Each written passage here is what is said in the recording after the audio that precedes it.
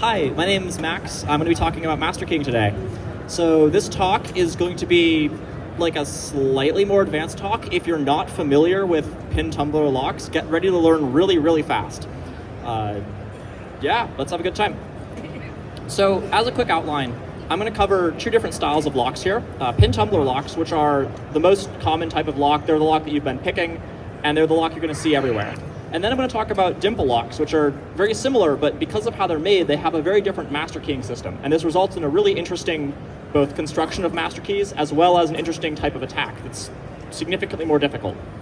So for each of them, I'm going to go over how they're constructed. I'm going to talk about some of the weaknesses, and then I'm going to describe one specific attack that you can do to try and find the master key given an existing non-master key in a system.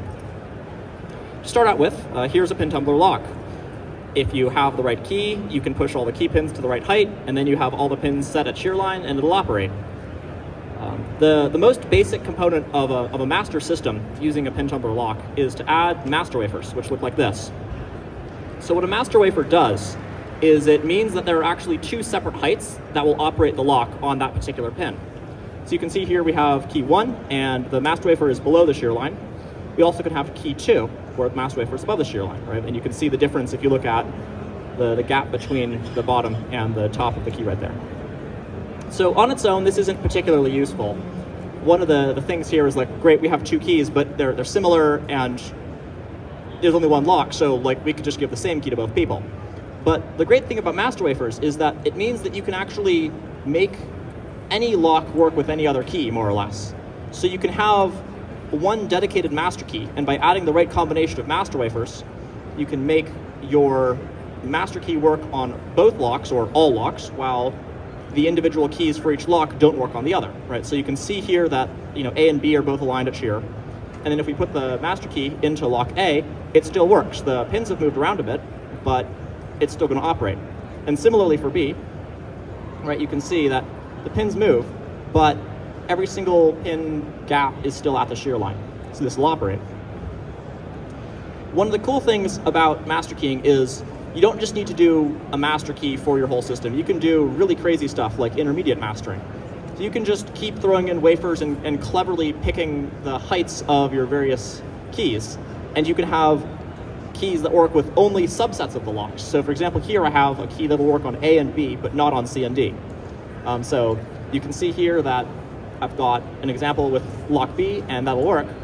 But if I try and put this into lock D, you can see that that first driver pin is way too low, and that lock is not going to operate.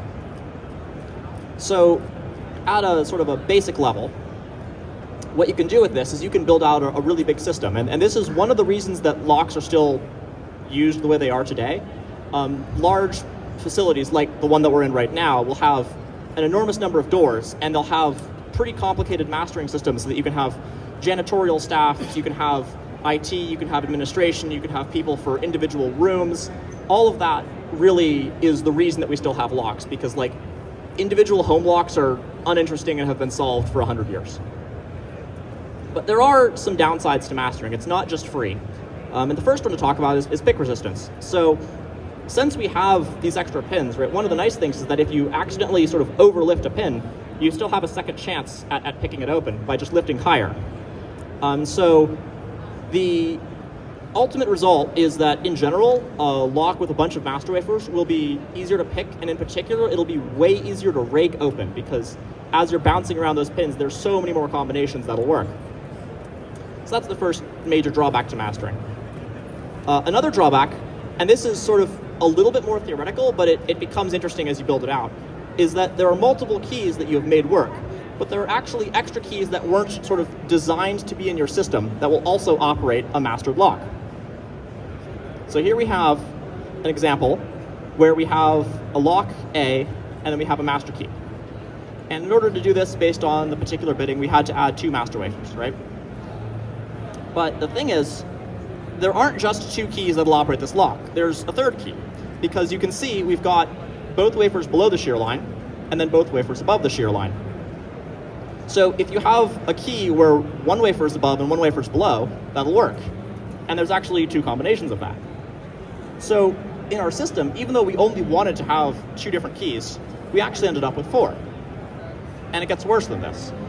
if our master key was just slightly different and we needed to add a third master wafer, all of a sudden there would be 6 keys that work, right? Because now we've got your choice for the first pin, the second pin, and the third pin. So 2 times 2 times 2 is 8 keys, and you only wanted 2, so there's 6 left over, right? You can imagine that as you keep throwing in more master wafers, this gets worse and worse. And so this is the second downside of master keying, is that you have this exponential increase in working keys. It's sort of not super relevant when you're doing a small system, but if you design a really big system, one of the hard things becomes that you are using up your key space very rapidly. And what will happen is you will find yourself unable to come up with new non-master keys, because maybe you have 100 rooms and you want to have 100 individual keys that don't work anywhere else, right? But if you throw in all of these master wafers, all of a sudden the odds are high that at least one of them will happen to work on at least one other door, and that's not great. The third and final thing that we're going to talk about in terms of issues with a master key system stems from the fact that a lock like this sort of fundamentally has all of the information needed to reconstruct the master key, right? In every single lock, you will have some combination of pins that will line up at the shear line when you insert the master key. So there's this very clever attack that a few other people have also talked about in the past, like Deviant has mentioned, I think, 10 years or so ago. And I'll briefly go over this again because it's a really, really cool attack. So let's say you have a working key, right? You can pull that out, and then you can take a second key and you can file it down to be the same, except for the first pin, right? So you can see that everything else you've cut the same, but that first pin is all the way at the top. Then you can try, put that in the lock and see what happens. Of course, nothing's probably going to happen, but that's fine. So you can take it out and you can file it down just a little bit more and then try again. Maybe nothing still happens, take it out, file it down a little bit more, try again, and this time it works. So this is kind of exciting because now, with just one extra key blank, we've managed to find 2 separate keys that'll operate the same lock. It doesn't take much time to file down a key. There's a tool that'll do it in one little click for you, or you can just by hand file, and even then it'll only take you maybe 20 seconds. So now, with these 2 keys, you can sort of line them up, and you'll see that they're different, right? One of them is taller and one of them is shorter. And it turns out the difference in height between those 2 keys is exactly the same as the size of the master wafer, right? Because you had to lift the master wafer to one side or the other of the shear line. So by doing this, you can very quickly reverse engineer every single master wafer inside of a lock, even if you don't have access to the inside of the lock, even if you can't disassemble it. So in an example with this lock, since we have 4 pins, at most you would need to get 4 key blanks, file them down, and then do this process, which, it's a little bit slow, but you could very feasibly do this in like 20 minutes. And if you go to 5 or 6 pins, you only need 1 or 2 more key blanks to do this whole attack. So mastering is great. It allows us to do lots of cool sort of privilege separation work, and it allows us to express in a mechanical form how we want to delegate authority in a building. But it does have some major drawbacks. So what I'm going to talk about next is a really clever way that lock manufacturers have come up with to solve a lot of these problems. And that is the dimple lock. Give me a second though, because I need some water. Dimple locks. Dimple locks are very similar to pin tumbler locks, but they are slightly different, because instead of having the key come down from the top onto the top of the, instead of having the pins come down onto the top of the key, they stick into the side of the key. So you can see a 3D model on the right, and then on the left, you'll see sort of a cross section looking at the front of the key, where you can see 2 indents, one on the left and one on the right. At first, this probably seems like a very strange decision, because as you have locks like this, obviously the amount of distance that the pin can cover is drastically reduced.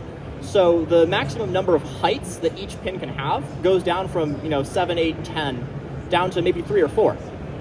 But the benefit is that you can actually increase the number of pins, since you get both sides, potentially the top. I'll show off some more ridiculous examples later on. So to do some basic math here, if you have a pin tumbler lock that we were talking about earlier that has 8 different heights per pin, and you have 4 pins, that'll give you 4,000-ish keys, right? If you add 1 more pin, now you have 32,000 different keys. On a dimple lock, since we only have 4 heights, that number's going to be a little bit lower. If we actually have 5 pins, we only have 1,000 keys. If we have 6 pins, now we're back up to 4,000, which is the same as 4 pins with our 8 height keys. But if you manage to make your pins small enough that they are essentially half the size and you can cram in twice as many, now all of a sudden you can get to 65,000 keys with just 8 pins, right? And it keeps going exponentially again. So if you can get 12 pins, now you're getting up into the millions, I believe, and there are some locks that go even more ridiculous than this. And the reason why is pretty simple. On a dimple lock, you don't just need to have 2 pins on the side. You can add one on the top, you can add them on the edges, all over the place. I actually have some dimple locks that I can show off after the talk here, and you can appreciate just how ridiculous some of these key designs get. Right, so there are actually dimple locks that have upwards of 20 pins in them, which will give you just a ridiculous number of key combinations, right? So the basic idea is it's still a pin tumbler, it still has split pins, and you have to align them all to the same height, but now they're sticking sideways into the key, and there's a whole bunch of them. The next question is, how do we do mastering? One of the things here is that if you try and use master wafers in the same way that you did on a pin tumbler lock, it's going to fail catastrophically. These pins will be so small that they'll fall out, they'll get jammed, they'll bend, they'll break. The locksmiths will be so mad at you they'll just refuse to work on your locks at all. So they tried this and nobody does it because it's a stupid idea. So instead they had to come up with a different way of mastering. So here we have a sort of top-down view of a dimple lock, right? You can see we've got 8 pins. And the way that you would master this is by just removing pins. This probably seems a little bit strange, but if you think about it, right, we do have 2 keys that work, because we've got this key that has no cuts in those locations, or you can cut anything else. You can cut your master key, and it'll still work. Like, obviously changing the cuts in this area isn't going to do anything because there's no pin there to interact with. So, to build on this a little bit, if we've got 2 different locks, what you do is you actually start with the master key that has all of the pins. And then you figure out which pins am I going to remove to make lock A and make lock B. So you can see on lock A, we've removed the 3rd pin on the top and the 2nd pin on the bottom. And then in lock B, we removed the 3rd and 4th pin on the top. Right? So if you think about this, these are essentially pinned up the same but missing a little bit of information. And then the keys are also missing that same information. So if we stick in the master key to A, that still works, right? Same as before. But if we instead try and take A and put it into B, what'll happen is most of the pins will line up, but the pins that weren't cut, right, in this case the 2nd on the bottom, is going to stick out and it won't work. Right, so this is how you can achieve master keying on a dimple lock system. And remember, again, this is a pretty small example. 8 pins is on the low side, definitely. And so in a real system, you might have 15 pins to work with. And so pulling out different combinations of 3 or 4 pins from each lock is very feasible, since you only really need 1 or 2 pins to be different in order for the lock not to work. And again, similarly, you can see here, B doesn't work when you put it into A because that 4th pin on the top is sticking out too far. So, like, this still probably feels a little bit strange. Why is it okay to just remove pin stacks? Like, we never do this on a pin tumbler lock. But the answer really comes back down to that whole thing about this exponential increase in keys, right? On a normal lock, if we got rid of 1 pin stack and we had, 8 heights per pin, we're looking at an 8x reduction in the number of keys, and we already had a low tens or hundreds of thousands to begin with. But on a dimple lock, if you started with a million combinations and you cut that down by a factor of 9 by removing 2 pins, you're still at like well over 100,000, so it's fine. Right, so this is the basics of how you design a master keyed system using dimple locks. Is you first create a master key, and then you figure out different permutations of pins to remove entirely from your actual installed locks. And you keep the master key by just having all the cuts in it. There's one more thing that I do want to mention though, which is that you don't need to leave these keys blank.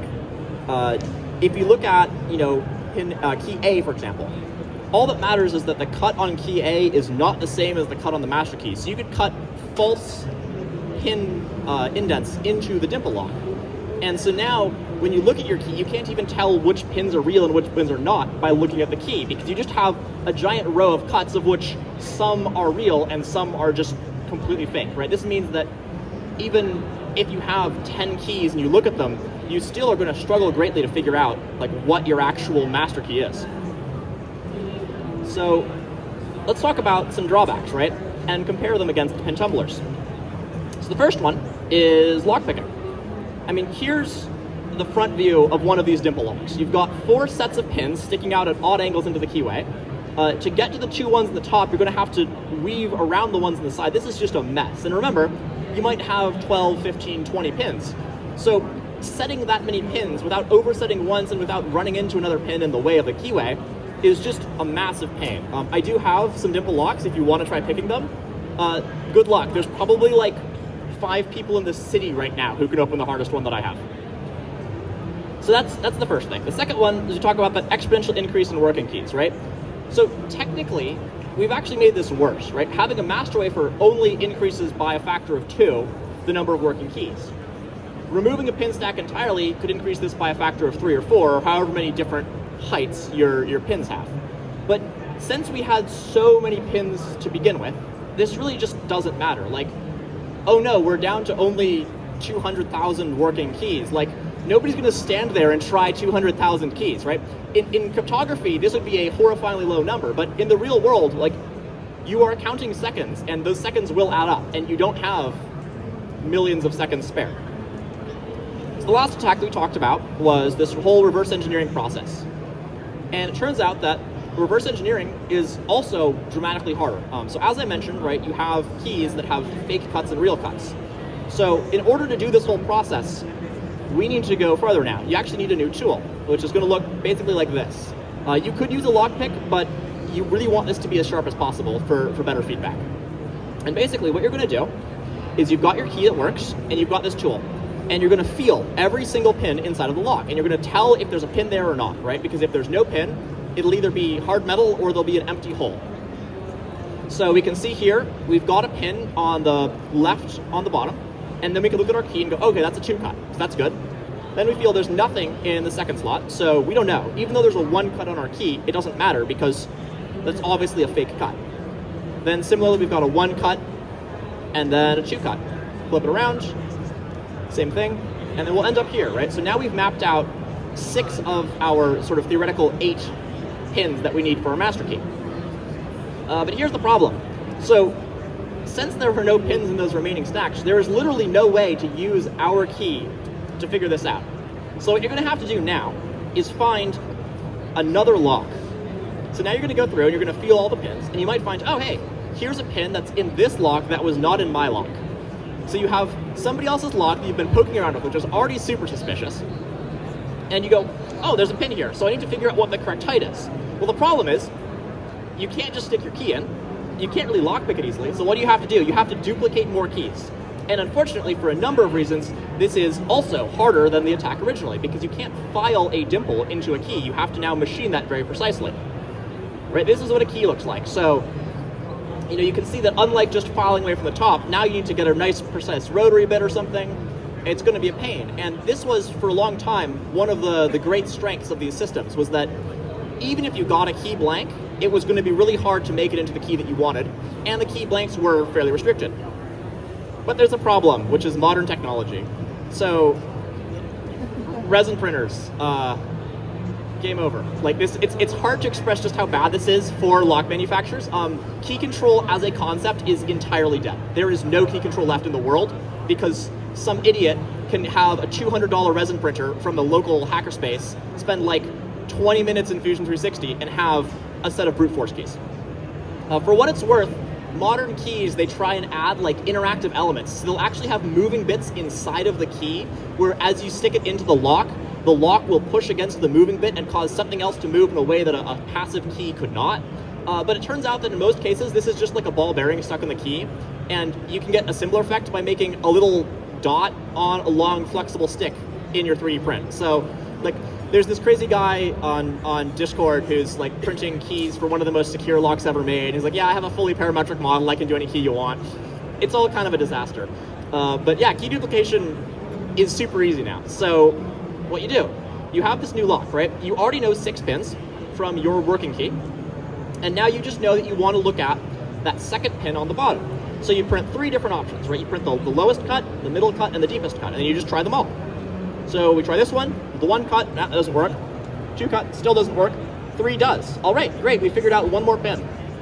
But think about this, right? So in order to find 1 more pin, we had to print a set of brute force keys, find another lock, sit around trying to decode which pins are in that lock, and then try all of our brute force keys. This is just an incredibly tedious experience. And if you want to find that last pin, you still need to go find another lock that has the thing and then print another set of brute force keys, right? So overall, like, yes, you can reverse engineer them, but it takes a lot more effort. You're going to have to return and look really sketchy at a bunch of doors that you are actually not authorized to operate for quite a while in order to get in. It is doable. I can talk about this later, but like, it's not a good time. You will be sitting there awkwardly in the dark, like, oh crap, I wasn't, okay. Oh, I dropped the box. I made noise, I better leave. You know, it sucks. So, basically, these things suck. Like, here's an actual key, right? You can see how many different holes there are drilled in this stupid thing. They're obnoxiously hard to pick. Like, seriously, if you can pick one of the dimple locks that I give you, like, I'll just give you $50. They're stupidly hard. I haven't opened any of mine. You can create really big master key systems. It's used to be hard to duplicate modify keys, but these days it's not. And you can't reverse engineer a master key from any particular lock or key or set of locks and keys very easily. So dimple locks are really cool. I wish we would use them more, but I do understand that they're kind of expensive and a pain to work with, so we don't. Yeah, that's it. Thank you so much.